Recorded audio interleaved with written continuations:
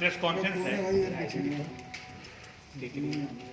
यह दो कारणों से बड़ा महत्वपूर्ण है। इसमें आम व्यक्ति को सचेत करने का संदेश है कि ऐसे बहुत सारे लोग आते हैं, बहुत सारी कहानियां सुनाते हैं, ऐसी चीज़ें दिखाते हैं जिसमें वो आम जनता को बेवकूफ़ बनाकर बड़ी से बड़ी रकम, उसकी गाढ़ी कमाई की रकम को लूट ले जाते हैं।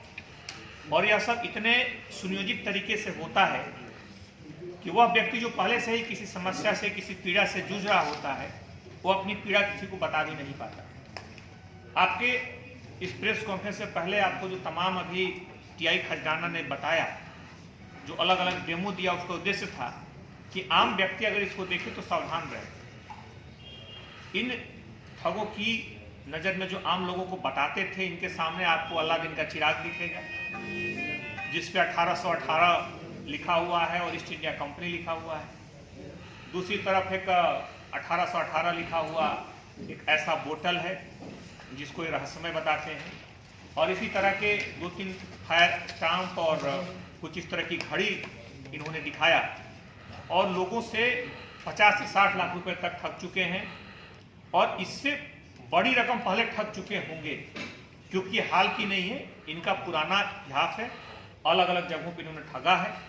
इस पूरे इन्वेस्टिगेशन में इन्होंने एक सुलेमानी पत्थर का भी जिक्र किया है, जिसमें कुछ व्यक्तियों को ठगा गया, जिसमें इन्होंने दिखाया कि अगर उसको कोई अपराधी हाथ में ले ले तो पुलिस की कितनी भी गोलियां लगेंगी उसको कोई असर नहीं होगा। तो इस तरह के जो ठग है उनका वीडियो इनके जांच में मिला है।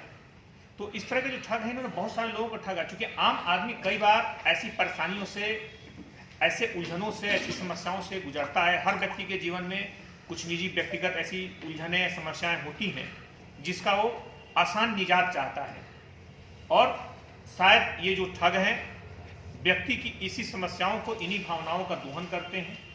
इस तरह की चीज़ें जिनके पीछे कोई ना कोई वैज्ञानिक कारण होता है, उसका दिखा करके, उसको सामने ला करके परिस्थितियों का दोहन करते हैं। आपने देखा कि फायर स्टाम्प था। फायर स्टाम्प पूरी तरह से केमिकल है, जो उसमें माचिस में जो बारूद लगा हुआ है और जो केमिकल इससे पहले लगा हुआ है, दोनों के रिएक्शन से वो जलती है, लेकिन सामने वाले को लगता है कि अचानक कैसे जादुई तरीके से जल गया।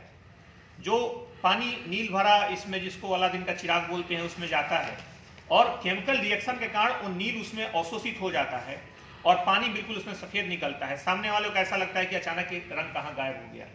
इसी तरह के जितने भी उपकरण हैं, सबके पीछे कोई ना कोई वैज्ञानिक कारण है, लेकिन आम व्यक्ति को कभी रहस्यमय धन के नाम पर, कभी जमीन में छुपे हुए धन के नाम पर, कभी किसी बीमारी को दूर करने के नाम पर, कभी उसकी पारिवारिक समस्याओं के नाम पर, कभी उसकी पारिवारिक उलझनों को दूर करने के नाम पर इन लोगों ने ऐसे अपराधियों को पकड़ लिया गया है। उनके सारे ये जादुई रहस्यमय जो चीज़ें दिख रही हैं अभी पुलिस की जब्ती में कैद हैं, और इन लोगों से पूछताछ करके इस बात की तह तक पुलिस जाने की कोशिश कर रही है कि आखिर इन्होंने कितने लोगों को इस तरह से ठगा है और कौन कौन लोगों को अभी ठगने का इरादा था, जिनसे संपर्क में थे।